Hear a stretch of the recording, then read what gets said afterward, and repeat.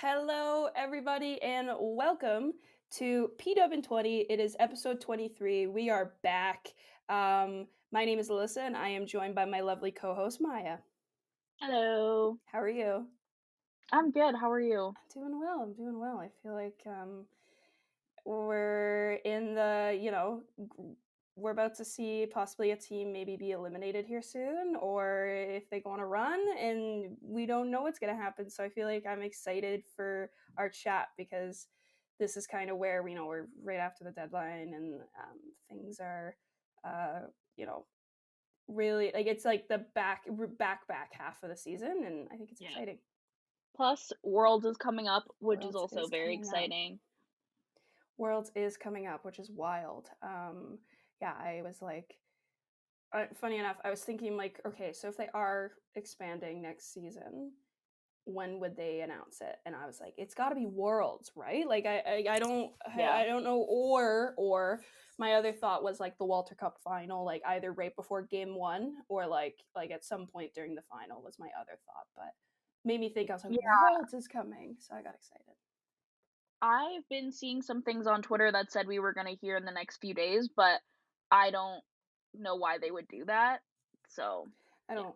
I don't think we're gonna know for a bit. That could be at Worlds, like it could be, next month or whatever. But Yeah. I don't think it's this week. Nothing I've heard or been told or like all of the above has led me to believe that there's gonna be any sort of expansion news right now. So, Mhm. well, lots to get into. And we have both since the last time. So you went to your second takeover game, and I went to Yes. my first. I also went to actually technically my You second went to game a of the game. season though, because I went to a Toronto game. Mhm. We have that to kind of jump into. Do you want to talk about Edmonton real quick? Yeah. Oh my God. It feels like 300 years ago, but it was literally like a month Which is to wild. this day, basically. Um, No, it was really fun. It was really meaningful to me, and I've been, like, trying to figure out how to put this into, like, words for an article on the site, so someday that might happen. But it was super meaningful for me to be there with my dad because, like, I played hockey my entire life, and without him and my mom, like, paying for it, driving me everywhere, like, getting up early, stuff like that, like, I would never have had that experience, and so it was really cool to be there with him for his first time, like, witnessing, like, how far we've come from, like, when he and I were going to the rink and they'd be, like, doing a double take because there would be a girl there, to, like, all of these young girls in the stands, like, cheering for, like, getting to see what they could be doing and just, like, all the fans. He thought it was really cool, and it was really great to experience that with him, so that was awesome. The game was good, and yeah, it was interesting. I've never been to Rogers, whichever or no, Rexall Place? It's No, not you had Rexall it. anymore. No, it's It is Rogers. Rogers Rogers something. Place.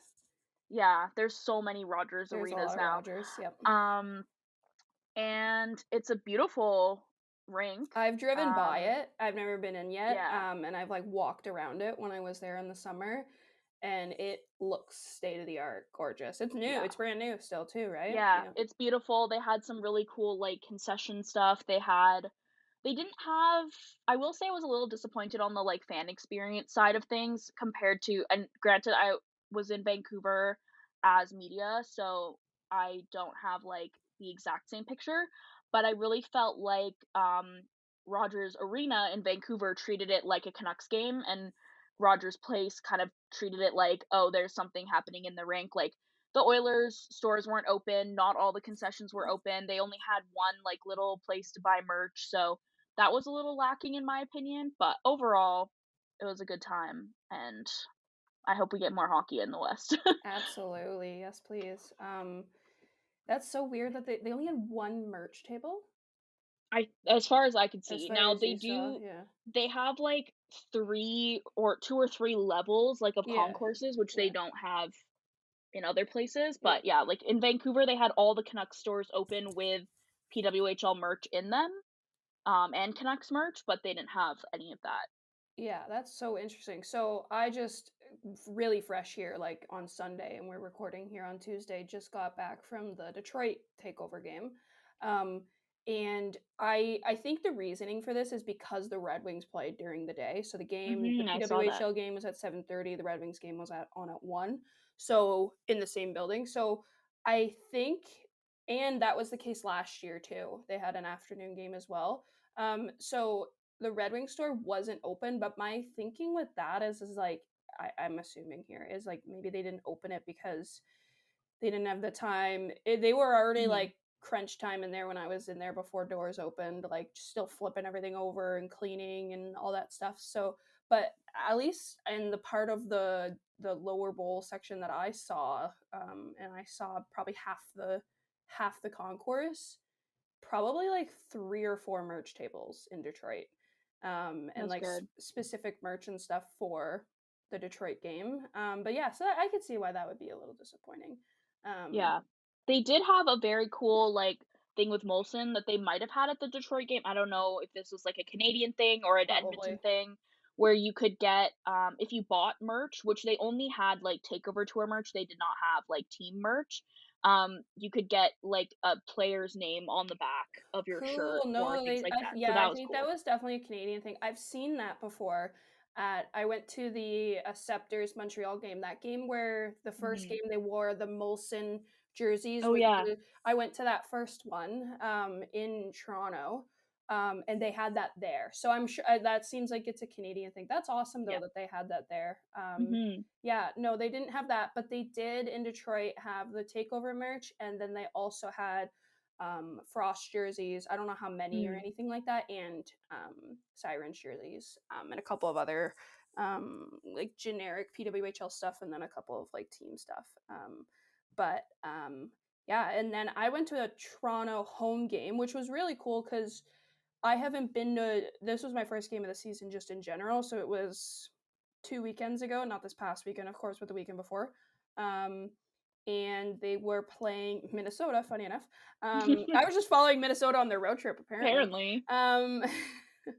Um, but it was really cool to go to their like new rink and see because I've only been to the Toronto games at Mattamy, and Mhm. Mattamy seats less than 2,500 people. The energy in there was amazing, but like it's very obvious they needed more seats and it was crammed and it didn't feel like what it should have been, so to see it, and it was a Sunday afternoon game, and it was their like women in sports celebration game. Mm. It was a sellout. Mhm. I think it was their second biggest attendance of the season. So that was really cool to see, the full experience, getting to walk around. Toronto has this really cool thing, and I think they do this every game. It looked like it was a thing that was always there.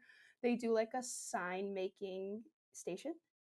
I love It that. was at the That's a top of great idea. the like the well, there's only one bowl, but like it was at the top of the lower bowl, which is like a smaller, not a full concourse, where like they Mhm. had like signs and they were like branded, like they were like Toronto Scepters branded like borders, and there was markers and you could go and write your own. It was so. I wish I took photos. That's Like I was great. walking by pretty quick and I saw it. I was like, damn, I should have taken photos of that. But it was really cute. And there was so many kids there. It was intermission when I walked by, and there was probably like honestly like 40 kids making like it was like That's this big awesome. area. It was really cool.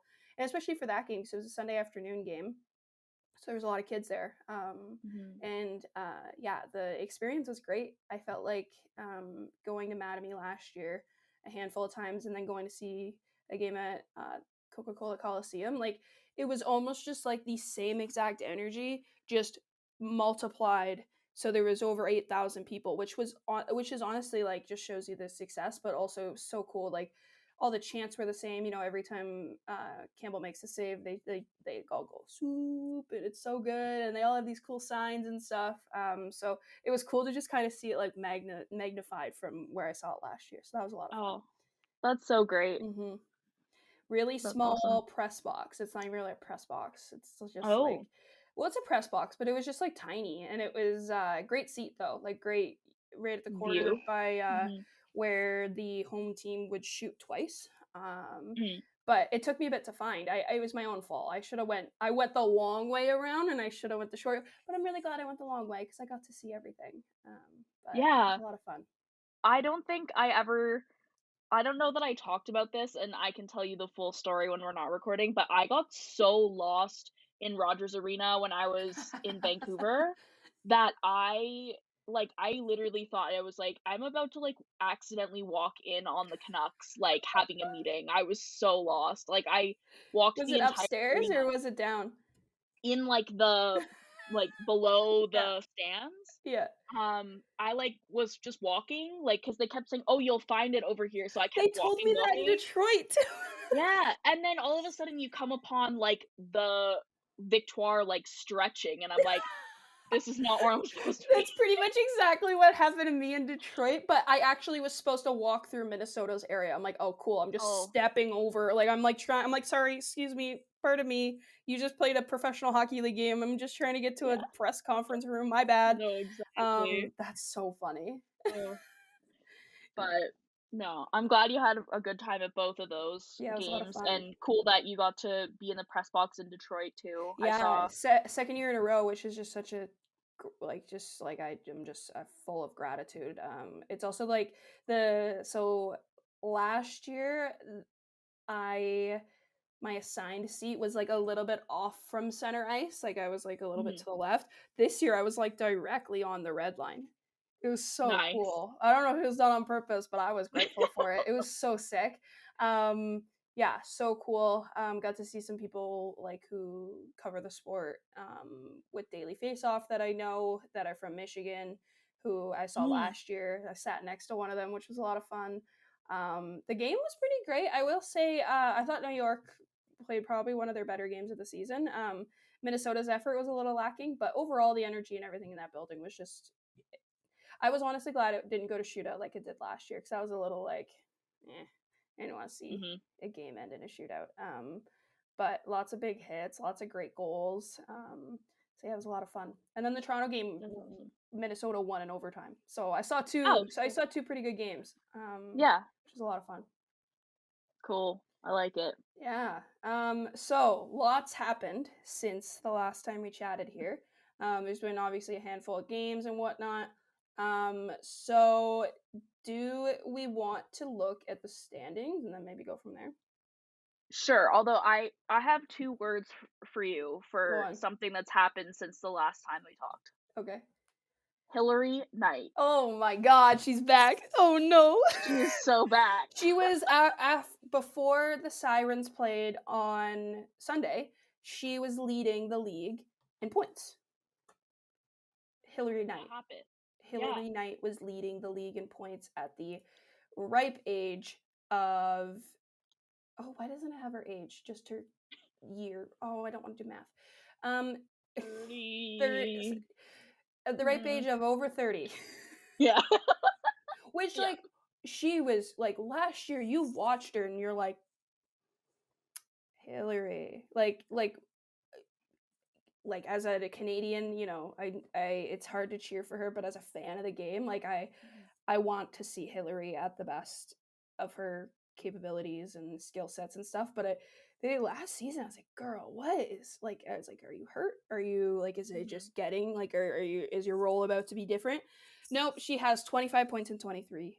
No, 24 points in 23 games. I was reading Fillier's, Yeah. which is nuts. How about that? Sarah Fillier leading the league right now in points as probably one Unreal. of the more younger players in the league, and then Hillary Knight right behind her with one less point as probably one of the older players in the league.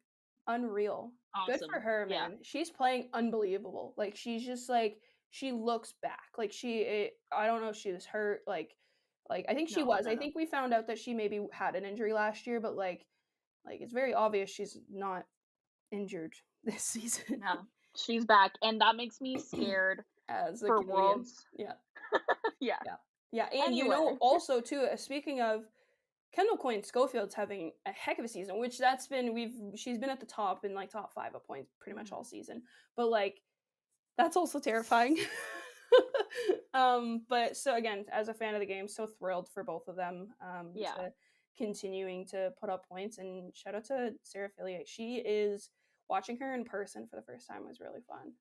She's just I'm very everywhere. She's jealous. everywhere, and Yeah. she's such a smart player. Like she, honestly, I've seen these parallels like watching her on TV, like very similar to Pooh in a sense of like you. She Mhm. just does things and is in places where you would never expect a player to be because she's just like one step ahead, which is amazing. Yeah, that was the thing that I noticed watching, like, practice or, like, pregame skate and stuff in Vancouver.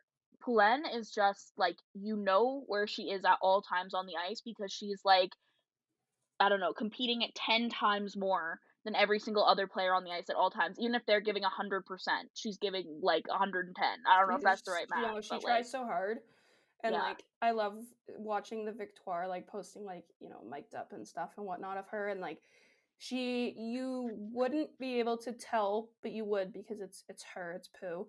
But like if you didn't know who she was, if you just watched those videos, you'd be Mhm. like, oh, she's just like a like she's not like sure she has that C on her chest, but she's like, she the way she carries herself, the way she speaks to all of her teammates, the way she, Mhm. is just hyping them up. She's goofing around, but also she's just working so hard. Like she's just like a one of one.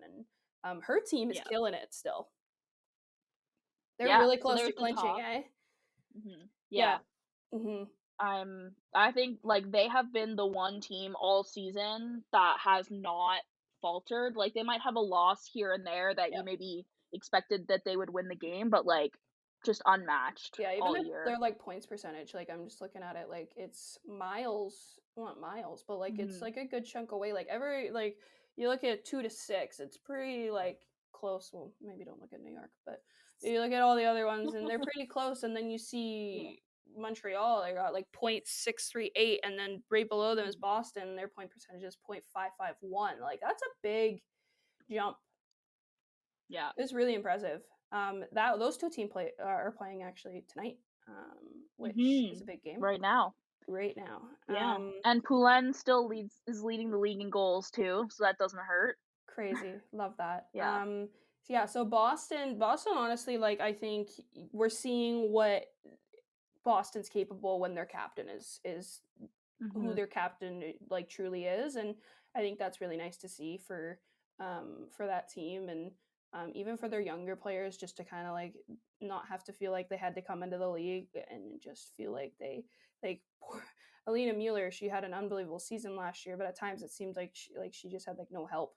Yeah. So for her to not have to, as a now in her like sophomore season, like she doesn't have to feel as much pressure because her captain is healthy and her captain is Mhm. again one of the best players in the world right now, Yeah, which and is it great to feels see. like things are really clicking with the team even without, like, Hannah Bilka has been out She's been for out for a most of the bit. season. Yeah, Yeah, and, like, she had made a huge impact on the team in the beginning of the season, so it's definitely, like, good news for them to see that they can have success without her there and that everyone is, like, finally filling the roles that they were meant to fill. absolutely. And then right below them in the standings is Toronto. They kind of flip flopped a little bit. They were in second for a good chunk of time. Mhm. Toronto had that loss to Minnesota, and then I think they had another loss in there too. They are struggling to score at 5-on-5, Yeah. which is a bit concerning. I think you see Natalie Spooner coming back when she. Her the game where she scores her first of the season, she scores another because of course she does. But I think you come back from as bad as an ACL tear as she had, like you're not going to be who you were No. before and for a while, which it's completely valid. And Sarah Nurse is still out here, so I think once they get Nursey back in the lineup, they'll probably maybe take back that second place standing there in the standings. But Yeah. I uh, do think they've looked more confident than they yeah, have been for most of the season, though, like, thinking back to especially the takeover defensively. game.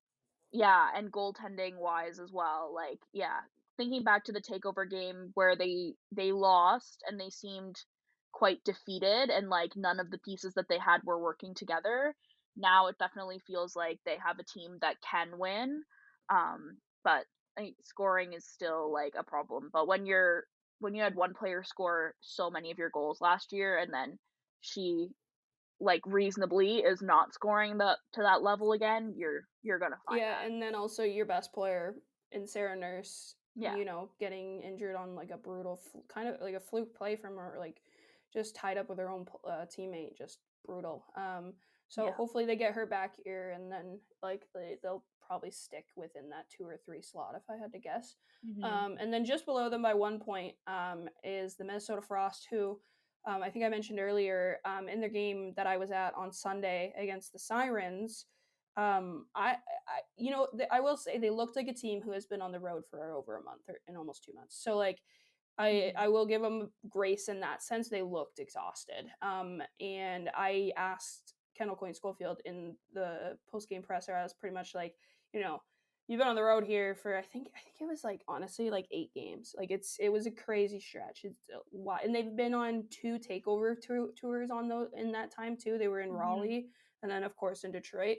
Um, and I pretty much asked Kendall, I was like, how's that going to feel to get back to the X? And she joked at first. She's like, well, I got to figure out if I remember like where my stall is at the arena. But like there, she's just excited to, and they all seem to be excited to get back on the road. But um, kind of falling off the win column a little bit here, and I don't think they want a repeat of last year's regular season, despite the fact that they did fall in backwards and then eventually win the Walter Cup. But I don't think they would like that Yeah. to happen again. No, and a very interesting thing with them is that both Hensley and Rooney were left off the U.S. World roster, um, which I don't know if that's a surprise or not. I am of mixed opinions on that, but neither of them have had that strong of a season. But I do feel like Maddie Rooney kind of saw that as like a little bit of a kick in the pants because I think she's been playing a lot better She's these been last great. few games. But they definitely don't seem to have that like 1-2 punch in goaltending that they did last year, which I think gave them a big advantage. Still, though, like I don't know, looking at these standings, I think the playoff picture is going to be the exact same that it was last year, just with the teams maybe in different slots coming in. But below them in Ottawa and New York, like I just don't see either team making a push to the playoffs. I'd love for it to get so competitive here where like, I not to make an NHL parallel here, but like it's cool. It's really cool to watch in the NHL right now. Like there's so many games that have so much at stake in terms of like Mhm. the playoff picture. Like tonight, Montreal, Ottawa in the NHL means a lot for the playoff picture. And like I Yeah. think it would be really cool if we get here in the next like at the end of the season here, and every single team is in the mix. But Mhm. yeah, it's that but I will say that the 3-2 what or however the point system works, It's true. the 3 points for a win is massive, and I Yeah. think that's where it comes into play here. And New York has played well. They went on that. They broke their own losing streak record, but like they just weren't getting the puck in the net, and Schroeder was really struggling. But it wasn't really necessarily all on her. It was just she's like I'm sure she was kind of getting exhausted, getting peppered a Mhm. little bit, but she was there. She on it. I don't think she got a star weirdly, or maybe she did. No, I don't know if she did in Detroit, but I thought she was their best player. I thought she was unreal. She had a couple of huge stops and just a couple of like timely big saves. And if she can get rolling, if Philia continues. I thought Abby Rock might have played one of her better games of the season that night. I don't know if it was the Michiganer in her, where she's kind of home and she was a huge Red Wings fan growing up, and she was just pumped to be in the building. But she was unbelievable. She was all over the place, and I think when Abby Rock is at her best, she is being a shit disturber, but she's not in the penalty box, and that was Abby Rock that night, and it Mhm. was really fun to see. And I also think it was a night too where Alex Carpenter was a little bit quiet and not in a bad way, but just, she didn't have to step up and be Mhm. like, the one who's going, which Yeah. again, if she starts going, like you never know. And same with Ottawa. I think with Ottawa though, Mashmeyer, that sucks, man. Oh, that's Yeah. heartbreaking. Oh, Awful for her and for the team and yeah. Yeah, I'm it's curious really too how bad. her I was talking to someone about this on Sunday, how that impacts worlds for her. Yeah, well, I in our Slack channel earlier, there was a discussion that apparently on Jocks and Jills today, they confirmed that she's not gonna be at Worlds, So but no one else it has would heard make that, sense, and but if I'm gonna, mhm. I would trust Tessa and I would trust Yeah, Julia, but, like, it hasn't exactly. been confirmed, but I would there are those are 2, if I had to pick, I'm gonna trust, Yeah. but it hasn't been confirmed, No. but I think that's probably what's best for her, but then you're seeing, Corinne Schroeder, who's had a downfall of a season in a sense of compared to where she was last year, literally Mhm. goaltender of the year on the worst team in Yeah. the uh in the wait, no, she was nominated. She didn't win. Campbell No. won. Soupy one. Regardless, Yeah. she was nominee for the award. And she's had a bit of a downfall. And I think honestly, since she got back from the rivalry series and didn't get to play, and like she struggled a little bit, but like I mentioned, she was unbelievable on Sunday. And if she gets going, it would be really cool to see her get like Mhm. the nod there. I yeah. It would be great, like, as much as I, like, hate seeing it for Mashmeyer, it would be Hmm. very interesting to see, um, Canada almost being forced to play Schroeder or Campbell, whichever one they take, if they take a, NCAA goalie as well, Yeah, I think for Schroeder because too, we like might to not see even them. have that experience being there, because like for being there for the Yeah. rivalry series, like it seems like it's a bit of a grind for the rivalry series. I will say, like just from like the outside perspective, like it seems like you're on the boss a lot. It seems like um you're it's not very long. You don't have that many practices. You don't really have a training camp, but with Worlds, Mhm. like it seems like they have a little bit of like they have a bit of a quote unquote camp and Yeah. some time. And I think that might be if she does get the nod there, which would suck from Mash's perspective because she's just Mhm. had an MVP caliber season. Yeah. That could be like a huge benefit here for New York, honestly, Mhm. and for obviously more importantly Schroeder. But like if you're like thinking to yourself like, hey, how are we gonna get this push here? It Yeah. might be through that. It is kinda wild that we've been talking, earlier about how Sarah Fillier is leading the league in points, and yet her team is in the bottom of the standings. I know. So I'm just looking at the schedule here. So the last game of the regular season before Worlds is April 2nd, and then the Worlds break, the international break, and then have you seen this in the schedule? All 6 teams play the game back. I don't know if you've seen this. Someone on TikTok who I No. follow, I forget her handle. She's lovely, but she does a whole bunch of like content on her own like personal stuff. But she mentioned it. I was like, whoa! I don't think that happened last year. And Yeah, that's crazy.